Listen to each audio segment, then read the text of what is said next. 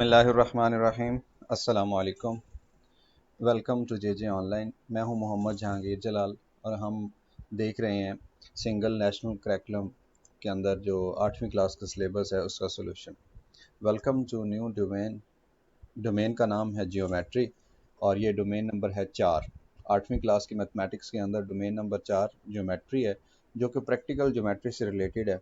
इसके अंदर हमने क्या करना है, जो ज्योमेट्री के कॉन्सेप्ट्स हैं उनको फॉलो करना है, उनको सीखना है, उनके मुतालिक जो प्रैक्टिकल एग्जांपल्स हैं या क्वेश्चंस हैं उनको सॉल्व करना है। फिर आगे मज़ीद इसकी सब डोमेन 1 जो है कंग्रेंसी एंड सिमिलरिटी, कुछ एक्सरसाइज इस चीज़ के बारे में है, इसको देखेंगे।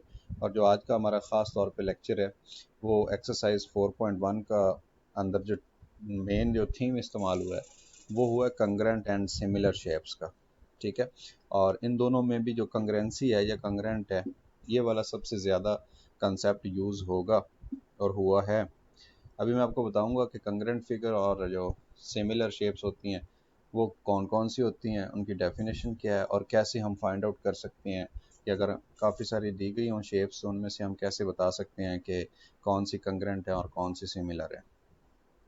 4.1 टॉपिक है आपके, जो एक्सरसाइज 4.1 है उससे पहले इसके अंदर लिखा हुआ है टॉपिक का नाम कंग्रेंट एंड सिमिलर शेप्स। ठीक है, कंग्रेंट एक ऐसी शेप होती है ज्योमेट्रिकल, दो दो शेप्स के, ऐसी शेप्स होती हैं दो कि जिनकी शक्ल शक्ल से मुराद उनके अंदर मौजूद एंगल्स, ठीक है, जो जाविये होते हैं, और उसके बाद जो साइज़ होता है, मेन बात ये साइज़ वाली है।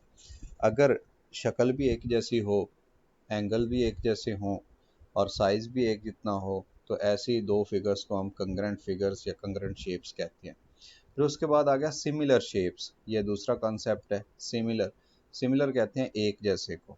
अब देखें, ऐसी शक्लें या ऐसी शेप्स जो एक जैसी दिखाई दें, ठीक हो गया, एंगल्स एक जैसे हों लेकिन साइज़ एक जितना ना हो, उसको बोलते हैं सिमिलर फिगर्स या सिमिलर शेप्स। कंग्रेंट की मज़ीद डेफिनेशन नीचे लिखी हुई है। Two figures and objects are congruent if these objects and figures have exactly the same shapes and size. ठीक है, सेम शेप हो और सेम ही साइज हो उसको बोलते हैं कंग्रेंट फिगर्स। ठीक, इससे मुराद एंगल्स हैं। These objects and figures need not be identical. These objects and figures can have different colors and textures. लाजमी नहीं कि वो एक जैसे हों, उनके कलर डिफरेंट हो सकते हैं। ठीक है, उनके जो लिखने का फ़ॉन्ट है वो और हो सकता है, बट उसके अंदर जो एंगल्स होंगे और जो साइज़ होगा वो एक जैसा होगा। और अगर मैं आपको आसान लफ्ज़ों में बताऊं तो जो एक जैसी नज़र आ रही होंगी, बिल्कुल एक दूसरे का रिफ्लेक्स होंगे, उसको आप कहेंगे congruent figures. The symbol for congruency is denoted as, ये इक्वलिटी है, इसके ऊपर ये लगा के साइन, तो ये बन गया कंग्रेंसी का साइन ज्योमेट्री के अंदर। आम अलजबरा के अंदर या आप बाकी जगहों पे ये वाला साइन इस्तेमाल करते हैं इक्वलिटी का, लेकिन जैसे ही ज्योमेट्री आएगी तो इसके ऊपर ये इजाफा हो जाएगा इक्वलिटी के लिए, तो ये कंग्रेंसी का वर्ड आ जाएगा इक्वल इक्वल की जगह पे। For two line segments which are congruent to each other are indicated by using the congruence symbol. उन दोनों के दरमियान में आप ये सिंबल लगा देंगे तो पता चलेगा। मिसाल के तौर पे शेप ए है, ये कंग्रेंट है शेप बी के, तो आप इस तरीके से इसको लिख सकती हैं। फिर उसके बाद दूसरा कॉन्सेप्ट है सिमिलर शेप्स का। Two shapes are said to be mathematically similar if all the angles in the shapes are equal. ठीक है, all the angles in shape are equal, यानी उनकी जो हैयत होगी, शक्ल होगी, वो तो एक जैसी होगी उनके एंगल्स की वजह से, लेकिन साइज बड़ा छोटा हो सकता है। But the shapes are not necessarily of the same size. enlarging and shortening the original shapes creates a similar shape, यानी कोई छोटी शक्ल होगी, आप उसको जूम इन करें, बड़ा करें, या उसको छोटा कर लें जूम आउट करके, तो वो सिमिलर ही कहलाएंगी, साइज का फ़र्क हो सकता है। Enlarging or shortening is called the scaling the shape. This means shapes have been enlarged or shortened in the same proportion. ठीक हो गया जनाब, ये थी कंग्रेंट और सिमिलर शेप्स की डेफिनेशंस और इनका तारुफ। अब हम आते हैं एक्सरसाइज 4.1 के अंदर और इसका क्वेश्चन नंबर 1 है, लिखा हुआ है which shapes are congruent and which are similar. तो मैं यहाँ पे दो हेडिंग्स बना देता हूँ। एक मैं बना देता हूँ कंग्रेंट फिगर्स की,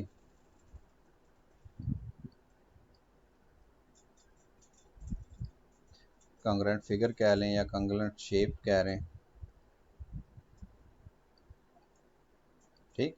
और थोड़े से फासले पे इधर मैं सिमिलर जो शेप्स हैं उनके बारे में लिख देता हूँ, सिमिलर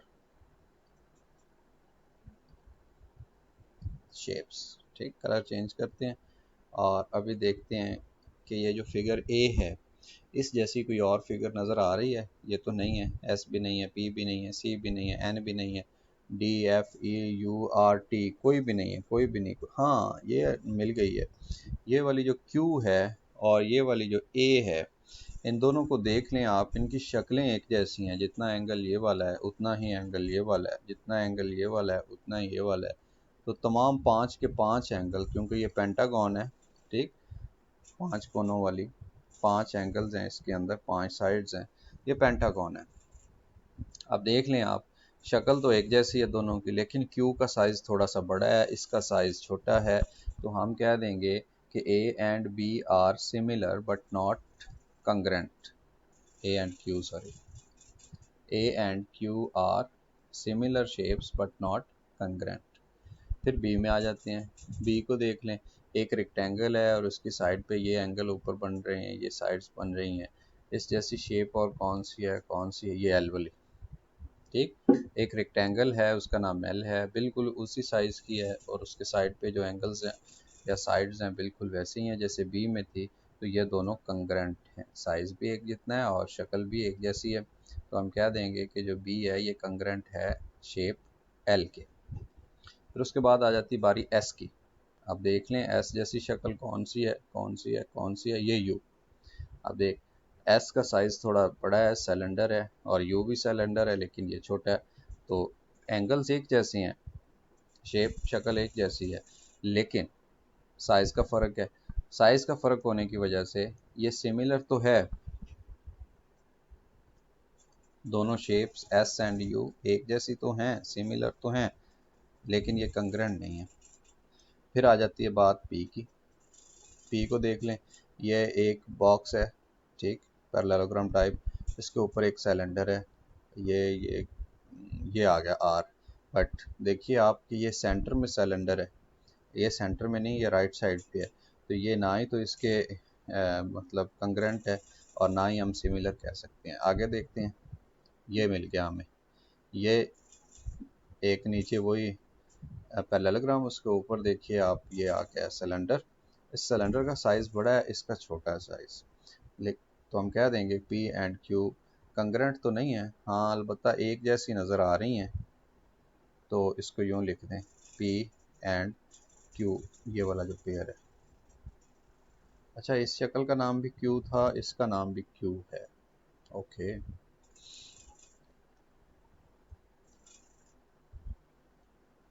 फिर उसके बाद आगे चलते हैं सी। सी को देखते हैं, सी जैसी शक्ल ये खड़ी, एफ साइज़ भी एक जैसा है, शेप भी एक जैसी है। तो हम कह देंगे कि सी और जो एफ है ये एक दूसरे के कंग्रेंट हैं, बिकॉज साइज़ भी सेम है और शेप भी सेम है। एन में आ जाए, एन जैसी शक्ल ये खड़ी है के। अब ये के बड़े है, ये छोटी है, काइट टाइप, ठीक, या मकब कह लें इसको, क्यूब। साइज़ का फ़र्क है, एंगल्स एक जितने हैं, तो हम कह देंगे कि ये शेप सेम होने की वजह से सिमिलर तो हैं but these are not congruent.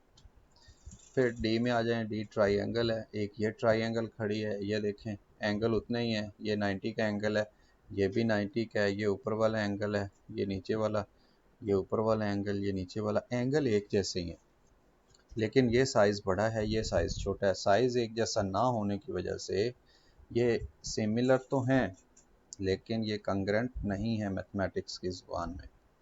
फिर एफ़ की बात करते हैं, एफ़ तो पहले सी के साथ पेयर हो चुका है। इस ई की बात करते हैं, एरो की, तो इसके आगे आगे ये जे है। अब देख लें, ये वाला जो जे है इसका साइज़, ये चौड़ाई ज़्यादा है, इसकी चौड़ाई कम है, इसकी लेंथ ज़्यादा है, इसकी लेंथ कम है, थोड़ा सा डिफरेंस है, तो हम कह देंगे कि ये शक्लें एक जैसी नज़र तो आ रही हैं, ई एंड जे सिमिलर तो हैं लेकिन ये कंग्रेंट नहीं है। फिर आ जाते हैं यू के अंदर जो कि एस के साथ पेयर हो चुका है। आर की बात करते हैं। आर के ऊपर ये सिलेंडर राइट साइड पे है, एम के भी राइट साइड पे है, दोनों बिल्कुल एक जैसी नज़र आ रही हैं, तो सिमिलर भी हैं और इनका साइज़ भी एक जैसा है, तो ये कंग्रेंट बन जाएंगी। आर और जो एम है इनका साइज़ और शेप दोनों एक जैसे हैं, इस वजह से ये कंग्रेंट होगी। फिर उसके बाद ट्रायंगल टी थी, ये टी है, ये डी के साथ हो चुका है, जे ई के साथ हो चुका है, के एन के साथ हो चुका है, क्यू इस ए के साथ हो चुका है, एल इस बी के साथ हो चुका है, एम इस आर के साथ हो चुका है। तो हमने तमाम जो शेप्स थे उनके बारे में बता दिया, उनकी कैटेगरी बना के कि कौन कौन से पेयर इसके अंदर कंग्रेंट हैं और कौन कौन से पेयर सिमिलर। दोबारा बता देता हूँ समराइज़ करते हुए, जिनकी सिर्फ शेप एक जैसी होगी यानी कि एंगल एक जैसे होंगे वो सिमिलर शेप्स कहलाएंगी, और जिसके अंदर दो बातें हों, एंगल भी एक जैसे हों और साइज़ भी एक जितना हो, उसको बोलते हैं कंग्रेंट। हाँ, ये हो सकता है कि एक चलें बस आप ज़्यादा उधर ना जाएं, सिर्फ इतना याद रखिए जितना मैंने आपको बता दिया। फिर उसके बाद आ गया क्वेश्चन नंबर 2 4.1 एक्सरसाइज का। इसमें लिखा हुआ है if triangle A D C, कौन सी है ए डी सी, ये ए, ये डी और ये सी, ये एक ट्राइंगल है और ये किसके कंग्रेंट है, ट्राइंगल ए बी सी के, ए बी और सी ट्राइंगल के कंग्रेंट है। मैं ऐसा करता हूँ इन दोनों ट्राइंगल्स को ब्रेक कर देता हूँ ऐसे, इसको मैंने सेपरेट कर दिया ए बी सी को, ए बी और सी, और ये जो इसके कंग्रेंट थी दूसरी ट्राइंगल ये वाली, इसको अलग कर दिया ए डी और सी ट्राइंगल को। कह रहा है then write the name of pairs of congruent angles, जो इनके कंग्रेंट एंगल हैं उनके बारे में बताएं, and congruent sides also write the case of congruency. तो जितने भी केसेस बनते हैं कंग्रेंसी के जो हमें बता रहे हैं कि ये कंग्रेंट हैं। अच्छा याद रखिएगा, कोई सी भी दो ट्राइंगल्स अगर उनके अंदर एक साइड फिर एक एंगल और फिर एक साइड, यानी दो साइड्स और एक एंगल अगर बराबर आ जाता है, जैसे इसके अंदर ये साइड इस साइड के, ये वाली साइड इस साइड के, तो इसके अंदर दो साइड्स एक जैसी आ गई हैं, ठीक है। इधर भी वही साइड मौजूद है, इधर भी है, इधर भी है, इधर भी है, यानी दो साइड्स एक जैसी हैं दोनों फिगर्स के अंदर, और एक कोई भी एंगल एक जैसा हो तो उसको हम लिखते हैं साइड एंगल साइड, एस से एस। अगर ऐसा हो जाए तो फिर वो दोनों ट्राइंगल्स कंग्रेंट होंगी। अदरवाइज इसके अंदर छह चीज़ें होती हैं, एक एंगल ये वाला, एक एंगल ये वाला, एक ये वाला, तीन एंगल होते हैं, एक साइड दूसरी साइड तीसरी साइड, तीन साइड्स होती हैं, तीन साइड्स और तीन एंगल, टोटल छह चीज़ें होती हैं। छः में से कोई सी तीन अगर बराबर आ जाती हैं तो फिर हम कहेंगे कि वो कॉन्ग्रेंट है। या ऐसे कह लें एक एंगल फिर एक साइड फिर एक एंगल, तो ये बन गया ए एस से।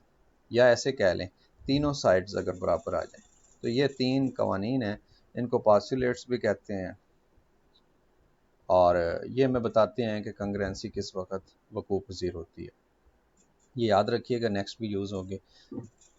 अब आ जाते हैं इधर, then write the names of pairs of congruent angles. तो मैं इधर क्या करता हूँ, हेडिंग देता हूँ एंगल्स की, एंगल्स, ये एंगल ने लिखा है, चले एंगल्स। और दूसरा क्या है, साइड्स। और ये कौन सी ट्रायंगल को हम कंपेयर कर रहे हैं, हम कर रहे हैं ट्रायंगल ए डी सी, और इसको कंपैरिजन हम कर रहे हैं दूसरी ट्रायंगल ए बी सी के साथ, ऐसे लिख लें ऊपर, ठीक है। अब इनके अंदर जो एंगल्स थे उसको यहाँ मैं बता देता हूँ, और जो साइड्स हैं कंग्रेंट वो इधर बता देता हूँ। एंगल, ये एंगल है, किस पॉइंट के ऊपर है, ए पॉइंट के ऊपर। अब लिखेंगे कैसे, एंगल को लिखने का ये तरीका होता है कि जिस पॉइंट की आप बात कर रहे हैं, ठीक, उसको सेंटर में रखें, उसके साइड वाली ये ऐसे लिख दें बी ए सी, तो बी इसके राइट इधर लेफ्ट साइड पे आ जाएगा और सी इधर आ जाएगा, साथ में ये लिख दें ऐसे एंगल। तो साथ में ये मेजरमेंट भी लिख दें, मेजरमेंट एंगल बी ए सी, ठीक। ये वाला एंगल इक्वल है इस एंगल के, कंग्रेंट है। अब इस एंगल को कैसे लिखेंगे, ये भी जाहिर है ए ही है, तो इसको कैसे लिखेंगे, डी ए सी। जैसे मैंने बताया कि जिस एंगल की बात हो रही होगी उसको सेंटर में लिखना है और बाकी जो साइड हैं उनको ऐसे लिख दें, ये भी एंगल है और साथ ही मेजरमेंट लिख। तो ये एंगल जो ए था ये कंग्रेंट है ए के ही। फिर इस एंगल की बात करते हैं बी की, ये कंग्रेंट है इस डी के। अब बी को लिखने का तरीका क्या होगा कि बी को सेंटर में लिखें और उसके साइड पे क्या लिख दें, एक साइड पे ए लिख दें, एक साइड पे सी लिख दें, ए बी सी, ये वाला एंगल बन गया। अब ये किसके कंग्रेंट है, सॉरी ये कंग्रेंट आता है, ये किसके कंग्रेंट है, ये इस एंगल डी के कंग्रेंट है। डी को कैसे लिखेंगे, इधर डी ऐसे लिख दें और उसके साइड पे ए डी और ये सी लिख दें, लें ये एंगल बन गया डी के ऊपर। तो ये दो कंग्रेंट है। फिर ये एंगल सी है, ये एंगल सी कंग्रेंट है, ये वाला, ये ऐसे। इसको कैसे लिखेंगे, सी को आप लिख दें सेंटर में और इसके साइड क्या लिख दें, ए सी बी, ए सी और बी, ये एंगल आ गया जनाब। इसी तरीके से इधर लिखना है तो ए सी डी लिख दें, ए सी और डी, ये कौन सा एंगल है, ये वाला, इसकी बात कर रहे हैं, ये कंग्रेंट है। तो तीन जो पेयर थे ये वाले एंगल्स के, ये तो कंग्रेंट हैं, ठीक हो गया, तमाम केसेस आ गए हैं कंग्रेंसी के एंगल्स के हिसाब से। अब हम देखते हैं साइड्स। ये देखें, ये वाली जो साइड है ए से लेके सी तक, यहाँ तक, ये दोनों के दरमियान कॉमन है, ए सी इधर भी है इधर भी है ए सी। तो हम यहाँ लिख देंगे कि जो साइड ए सी है ये कंग्रेंट है दूसरी तरफ वाली जो साइड ए सी है दूसरी ट्राइंगल की, उसके कंग्रेंट है, ठीक हो गया। फिर हम लिखते हैं ये जो बी सी है, ये वाली जितनी लेंथ इसकी है उतनी इसकी लेंथ है, जितना एंगल था उतना ही एंगल है। तो हम कह देंगे कि जो बी सी है ये कंग्रेंट है किस शक्ल के, ये वाली सी डी के, ठीक। इधर देखना है, इधर देख लें, इधर देखना है, दोनों डायग्राम्स एक ही चीज़ है, इसको थोड़ा सेपरेट करके लिखा है, उसको इकट्ठा लिखा हुआ है। फिर उसके बाद एक साइड रह गई है, कौन सी, ये वाली ए डी साइड वाली, ये कंग्रेंट है इस ए बी के, इधर भी देख लें ए बी, ये कंग्रेंट है इस ए डी के। तो मैं इधर लिख देता हूँ ए बी, ये कंग्रेंट है किसके, ए डी के, लें जी। दोनों ट्रायंगल्स को हमने कंपेयर किया, उसके अंदर जितने भी कंग्रेंसी के जो केसेस बन रहे थे उसको हमने यहाँ पे पॉइंट आउट कर दिया है। टोटल 6 केसेस बने हैं, 3 एंगल्स के 3 साइड्स के, जबकि हमें ये रूल बता रहा था कि कोई सी 2 साइड्स और एक एंगल ही काफ़ी था, कोई सी 2 साइड्स होती एक एंगल होता तो आप फिर भी कहते कि ये कंग्रेंट हैं, लेकिन हमने तमाम 6 के 6 केसेस बता दिए कंग्रेंसी के। इसी तरह नेक्स्ट चलते हैं, एक्सरसाइज 4.1 का क्वेश्चन नंबर 3 है। इसमें लिखा हुआ है in the adjoining figure a parallelogram A B C D and 4 triangles A O D, ये ए ओ डी, ठीक, ये एक ट्राइंगल होगी। मैं इसको कलर कर देता हूँ। तो इसके बाद कह रहा है दूसरी ट्राइंगल डी ओ सी, ये डी ओ सी ऊपर ट्राइंगल है, फिर सी ओ बी है ट्राइंगल, ये वाली। फिर उसके बाद क्या रहा है ए ओ बी है, ए ओ बी, ये नीचे वाली वाइट ट्रायंगल और ऊपर आपको ये नज़र आ रही है, इन दोनों को भी कलर कर देते हैं ऐसे। तो ये टोटल आपके पास वैसे तो 4 ट्रायंगल्स हो गई हैं, लेकिन ये वाली ट्रायंगल इस ट्रायंगल के कंग्रेंट है और ये जो येलो वाली है ये इस येलो वाली के कंग्रेंट है, ठीक हो गया। Are shown which pair of this triangles appear to be congruent, ये नज़र ही आ रहा था जैसे मैंने ज़बानी आपको बता दिया, यहाँ पे ओ है याद रखिएगा। Which pairs of these triangles appear to be congruent, इनमें से कौन से जोड़े ट्रायंगल्स के कंग्रेंट है, सिर्फ आपने ये बताना है कंग्रेंट कौन कौन से हैं। तो मैं बता देता हूँ आपको ट्रायंगल कौन कौन सी हैं। ट्रायंगल हैं जनाब ए ओ डी, ये triangle A O D yellow. फिर इधर देखते हैं बी ओ सी, ये दूसरी ट्रायंगल। अच्छा, इसको बी ओ सी कह लें या सी ओ बी कह लें, एक ही बात है, होगी ये ट्रायंगल ही। तो ये दोनों ट्रायंगल येलो येलो के कंग्रेंट है। इसी तरीके से ये जो ब्लू है इसको लिखने का तरीका क्या होगा, A O B, triangle A O B, और ये कंग्रेंट है किस चीज़ के, ऊपर वाली ब्लू के, ट्राइंगल सी ओ डी के, ट्राइंगल सी ओ डी के। तो ये जनाब पेयर आ गए हैं ट्राइंगल्स के जो कंग्रेंट हैं। अब मज़ीद इसमें अगर आपने साइड्स के बारे में बताना है कि कंग्रेंट कौन कौन सी साइड्स हैं, तो ये देखिए, ये जो ओ ए है ये वाला, ये कंग्रेंट है इस ओ सी के, और ये जो ओ डी है ये कंग्रेंट है इस ओ बी के। इसी तरह ये जो साइड है ए डी, ये कंग्रेंट है इस साइड के, और ये वाली जो सी डी है ये कंग्रेंट है ए बी के। तो आप मज़ीद इसके अंदर ये भी लिख सकते हैं कि जो साइड्स है ए बी ये कंग्रेंट है साइड सी डी के, और जो ए डी है ये कंग्रेंट है बी सी के। ठीक हो गया। मज़ीद अगर आपने लिखनी है साइड्स तो ये भी लिख दें, ओ ए कंग्रेंट है ओ सी के,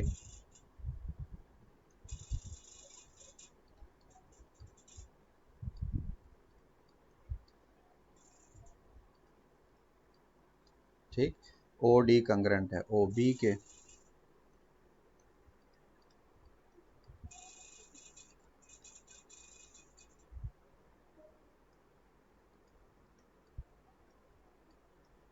लें जी। अब देख लें, ये जो साइड है ये इसी का रिफ्लेक्स है, इसमें मैंने इसको कंग्रेंट कह दिया इस सामने वाली के, इसको कंग्रेंट कह दिया इसके। आप यूँ भी कह सकते हैं कि ये जो ए ओ है ये कंग्रेंट है ओ बी के, ठीक, बल्कि ये तो एक ही शक्ल हो जाएगी ना। यूँ कह लें ए ओ जो कंग्रेंट है ये सी डी के, ओ डी के, सॉरी। खैर, ये तमाम जो केसेस थे कांग्रेंसी के ये मैंने आपको बता दिए हैं। इसमें एक मज़ीद कॉन्सेप्ट मैं आपको बता देता हूँ, चाहे हो रेक्टेंगल ये वाली, और चाहे हो पैरेललोग्राम ये वाली,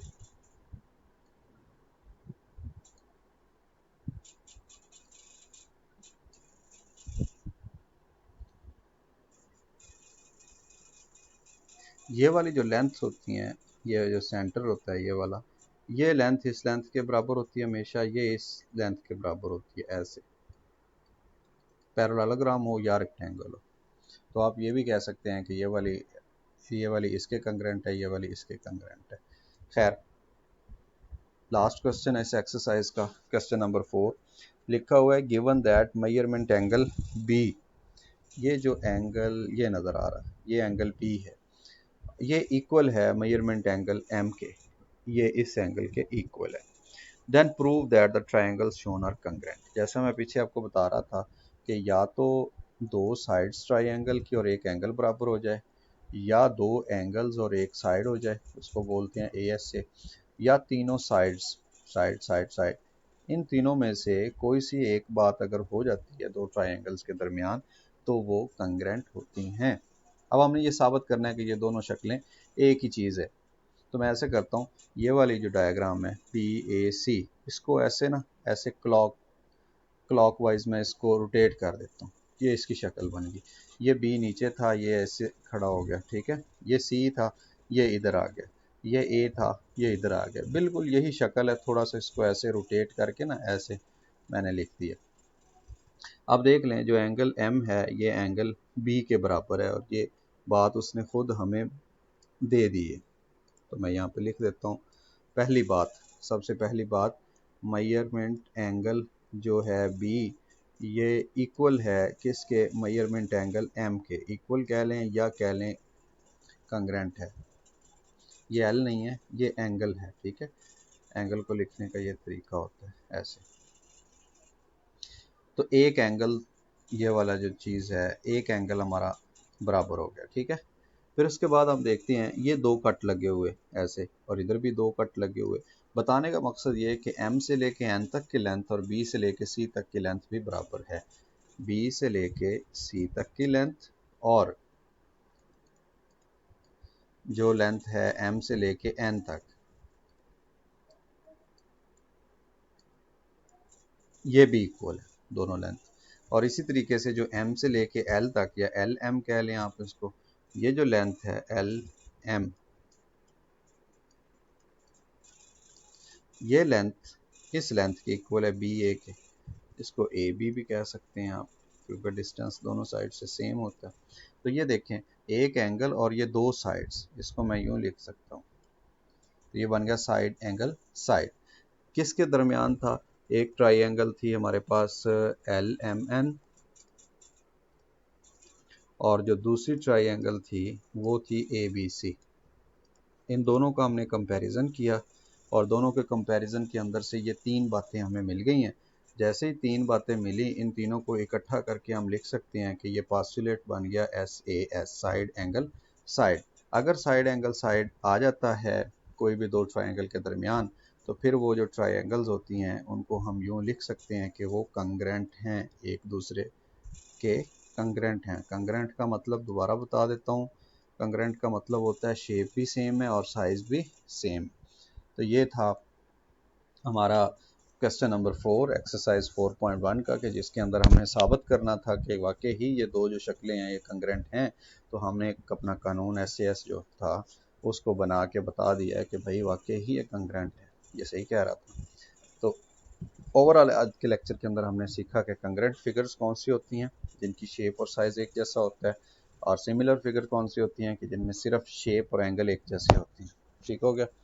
आई होप कि आपको ये लेक्चर समझ आया होगा। बहुत इंटरेस्टिंग लेक्चर था। नया जो डोमेन हमारा स्टार्ट हुआ है ये उसका पहला लेक्चर था। फिर भी अगर आपको कोई प्रॉब्लम हो तो आप मेरे साथ फ्रीली कांटेक्ट कर सकते हैं, नीचे व्हाट्सएप का नंबर दिया गया। चैनल को लाजमी सब्सक्राइब कीजिए, लाइक कीजिए, शेयर कीजिए, कमेंट कीजिए। अपने दोस्तों के साथ, मैक्सिमम क्लास फेलोज़ के साथ, टीचर्स के साथ लाजमी शेयर कीजिए। अपना बहुत सारा ख्याल रखिए। अल्लाह हाफिज़।